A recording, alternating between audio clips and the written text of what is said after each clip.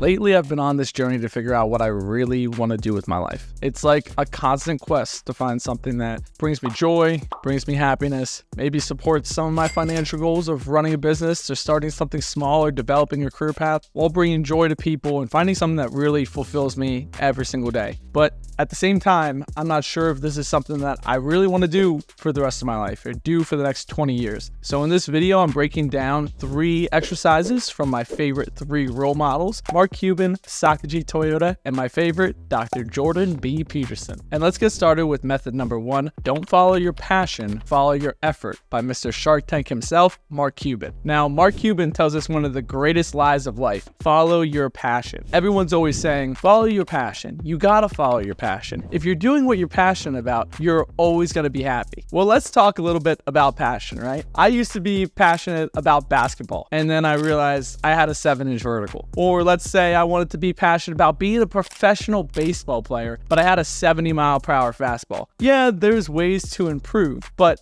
we're passionate about a lot of things, a lot. That doesn't mean that's a thing we're meant to do for the rest of our lives. For instance, the things I found myself being really good at are the things that I found myself putting effort into, which is why Mark Cuban says, follow your effort, don't follow your passion. So ask yourself where you're putting in the most time. Personally, for me, since I'm in an oversharing mood, I put my most time into computer coding, running businesses, building close relationships with family and friends, and physical fitness and exercise and stuff like that. And if I look at where I'm putting my effort into, and I regularly put my effort into those things, it turns out you end up being really good at those things. And once you put a little bit more effort, you get a lot better at those things. Let me tell you a little secret that Mark Cuban shares with us in his little story about effort and passion. The secret is nobody at all quits something that they're really good at. You know, it's fun to be good. It's fun to be the best. So when you look at what you want to do with your life, yes, look at your passion, and that's important. But look at where you're spending your effort, because those are going to be the things that you're going to regularly invest in. And you obviously find some type of enjoyment in them because you keep going back to them. So method number 1, don't follow your passion, follow your effort. Method number 2 for figuring out what I want to do with my life is called the 5 why analysis. And this is from the founder of Toyota himself, Sakaji Toyota, in the 1930s. The 5 why analysis has been documented in thousands of business books and psychological books. One of my favorite is Elijah Goldratt's Theory of Constraints. Now, this is just your fundamental how to make processes better. It's traditionally like in the business world, but this is a great book. If you've read it, let me know in the comments. It's pretty popular. But this 5 why analysis has been around for almost 100 years, and it is incredibly helpful, so let's talk about it. I first came across this theory about 6 years ago when I was studying business operations at the University of South Carolina.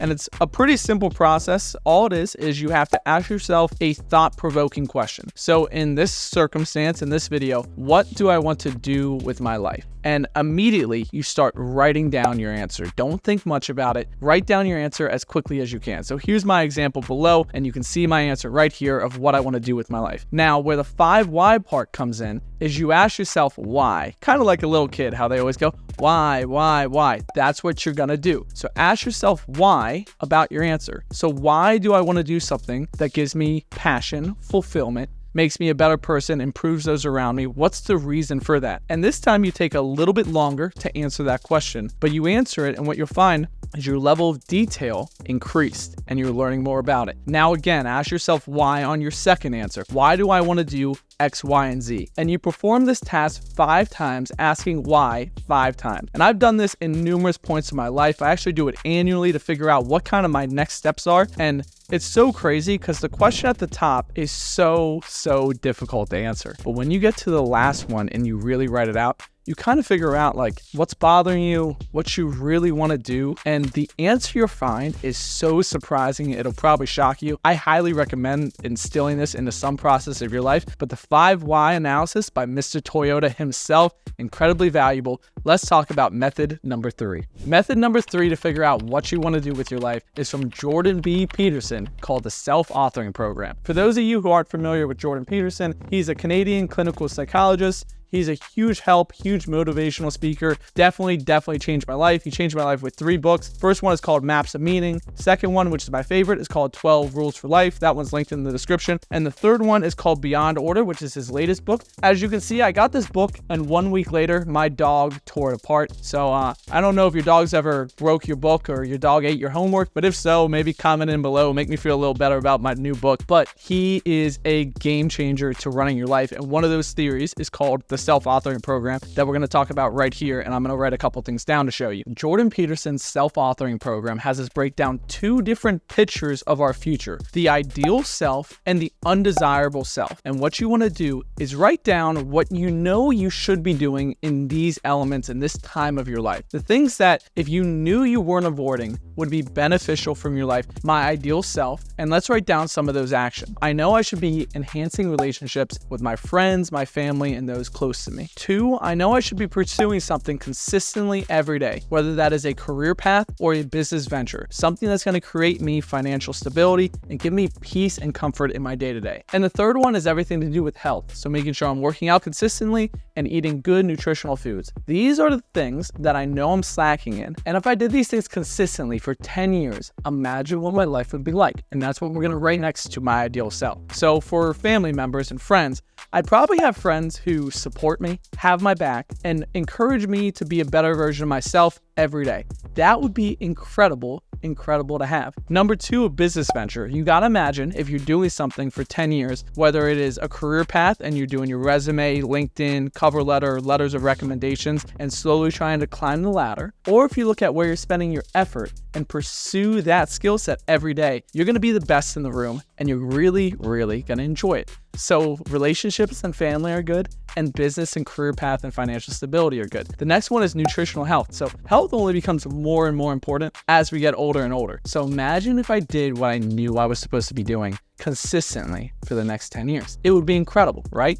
Now, where the self-authoring program gets really wild is you write down your undesirable self. And this one is truly eye-opening, and you got to push through it and keep doing it. It's going to be on the struggle bus. You're going to learn a lot. You might get upset with yourself, but it's really important to do. So write down my undesirable self and write down all the things that you're doing or things that you routinely do but might not be doing right now that would be detrimental to your future. So things might be hanging out with friends who aren't good for you and don't encourage you to be a better version of yourself or really get you down. Maybe some of those are partying too much, going out and partying more and more. Imagine doing that for 10 years. Every time you're up in the ante, that's going to get pretty bad. With that, your nutritional health and your maybe spiritual health and your relationships, they would struggle because you're not pursuing anything. You have no passions in life. And if you don't select something, maybe like that skill set that you're pursuing, that you're putting your effort into, and you don't go to it every day, then that says stagnant. So those are the things that if I